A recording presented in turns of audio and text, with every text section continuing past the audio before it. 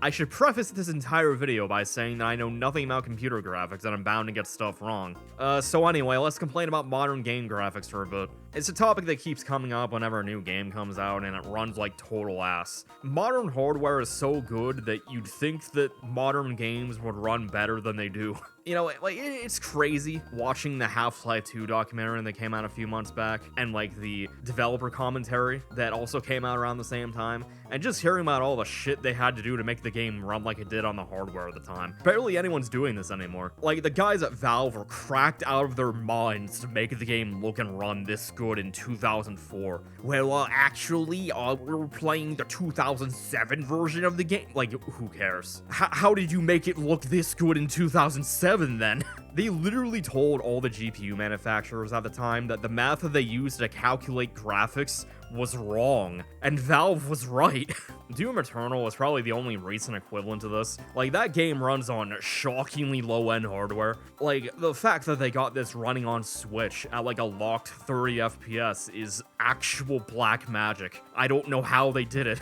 Doom the Dark Ages requires ray tracing, so it probably won't be the same story. You know, it might run well on the hardware that it does support, but, you know, that doesn't change the fact that you need at least a 2060 in order to play the game at all. Like, just recently, everyone was freaking out about how you can't buy a 5090, but, like, you really don't need one. The 80 and 90 series cards aren't aimed at gaming anymore. They're aimed at enterprise use with, like, 3D rendering and AI and all that junk. Like, you could buy a 4070 Super right now, assuming that it's not, like, $800. Like, what is happening? And, like, that thing is gonna last you until the heat death of the universe at this point. Like, when the biggest complaint about the 4090 and the 5090 was that they were barely an upgrade over the previous best GPU, I think GPU technology is just plateauing. Hardware isn't going to get much better from here, at least not anytime soon. There's a reason why so many people are still holding on in their 1060s. A shocking number of stuff still runs on that thing. I had an RX 580 for like 6 years, just about. Like, I just got a new one, a RX 7700 XT, because that is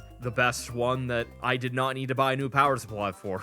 No, anyway, the RX 580 is pretty similar in terms of power to a 1060, and it was only like last year that I couldn't consistently run everything in at least 1080p 60 FPS. Like, I'm sure a lot of people with like 1070s and 1080s aren't even looking for an upgrade right now. They still work just fine in like 95% of cases. I had a friend who had a 1080 Ti and only upgraded because it literally stopped working. Hardware nowadays is just good. So much stuff still runs on PS4 and Xbox One. Like, even if you take an old laptop from like 2015, it probably still works fine for basic stuff like web browsing and typing up documents. The old-ass laptop I used to edit videos in 2017 still works just fine for the most part. The big reason why no one's upgrading to Windows 11 isn't because Windows 11 is annoying and stupid, or that Recall is annoying and stupid.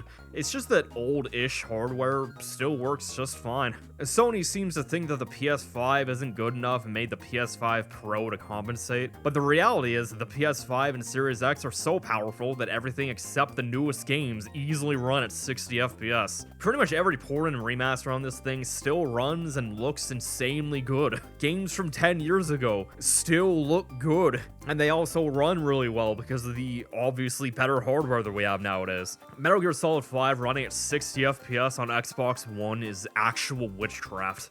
And you know, despite having stupidly good hardware, modern games don't run nearly as well as they should, especially on PC. Like, you play a modern game and everything's all blurry and there's ghosting everywhere, and you play a game from just like 2019 and the image quality is totally pristine by comparison. A lot of people like to blame Unreal Engine 5 and all these modern issues, but at the end of the day, software doesn't run efficiently nowadays because it doesn't have to. Tons of software is built on inefficient technologies, like Discord, Spotify, Zoom, Slack, Teams, VS Code, Obsidian. They're all running in a web browser. All this stuff probably could work with a really fast UI library, but building a web app in React or Vue or whatever is just easier. Like, I'm not exaggerating, I'm speaking from experience. Modern UI libraries suck.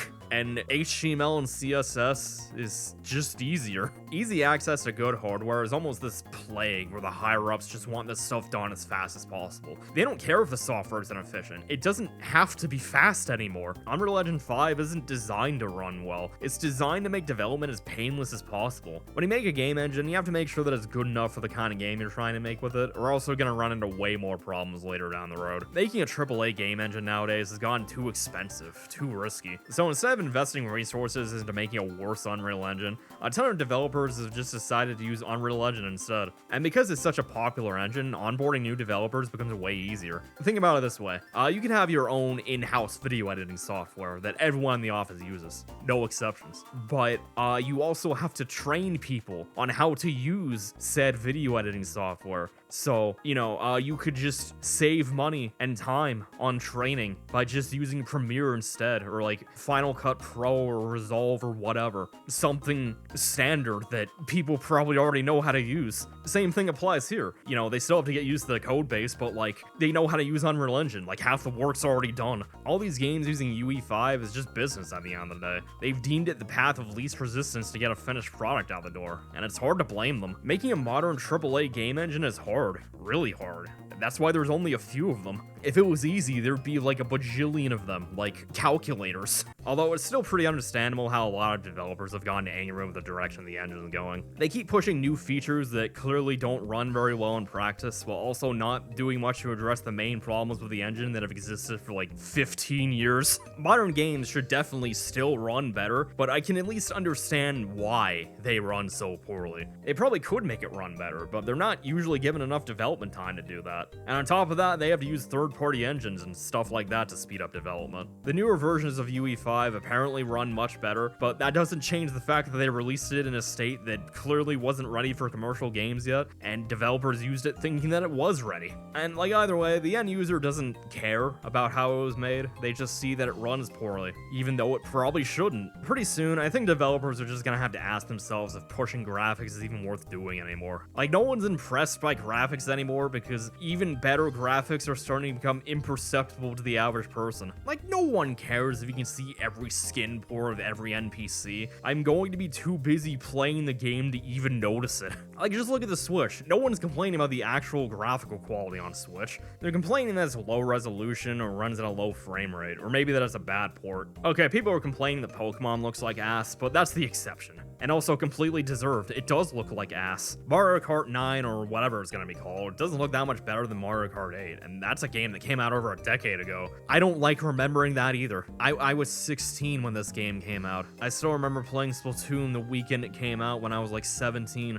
Time is fleeting. Anyway, I'm not complaining about how the game looks. It still looks great. It looks about as good as it realistically can, so why waste resources making it look only slightly better? Business-wise, stylized graphics are more economical now. They keep development times down for the most part, and very few people are going to complain about them. They also seem to run better because they don't need hyper-advanced lighting and millions of polygons on screen. It really feels like Nintendo was playing 4D chess with this stuff since the Wii days. Like, they are still going to have to bite the HD development bullet at some point, but they delayed having to do that by like 6 years and made a buttload of money in the meantime. Game developers or publishers or whoever decided that we need to make uncannily realistic graphics completely misread the room. They assumed that people want better graphics and 4K more than anything else, but they actually just wanted 60 FPS. Sony has said it themselves, 75% of people play in performance mode when given the choice. I just feel like we're thinking about game graphics all wrong. Like, so many games nowadays have ghosting problems and weird blurring effects from TAA and all that stuff. Problems that didn't exist before, at least not to this extent. Whatever happened to MSAA and checkerboarding and stuff like that? Like, why is AI upscaling required to make a game look the way it's supposed to? Why do we need all this fancy real-time lighting when you can just pre-calculate everything instead? At least when you have a fixed time of day. I know that like baked-in lighting isn't like feasible in every situation, but like it's feasible in a lot of situations, and a lot of modern games are just ditching it for some reason. What? Why? If all these techniques were feasible on older hardware, why aren't they feasible now? What was wrong with them? What was wrong with the optimization techniques that were being used for over 20 years? DLSS, FSR, and XeSS are great technologies, but they almost feel like a paradox. They were made so that lower-end systems can last longer, but they were introduced at a point in time where it wasn't really needed. 2060 is the weakest card to support DLSS as far as I know, and it still works fine. And it would probably still work fine for the foreseeable future if games didn't run so poorly. Now it's being used as a crutch to make games run better, which just ends up lowering overall image quality.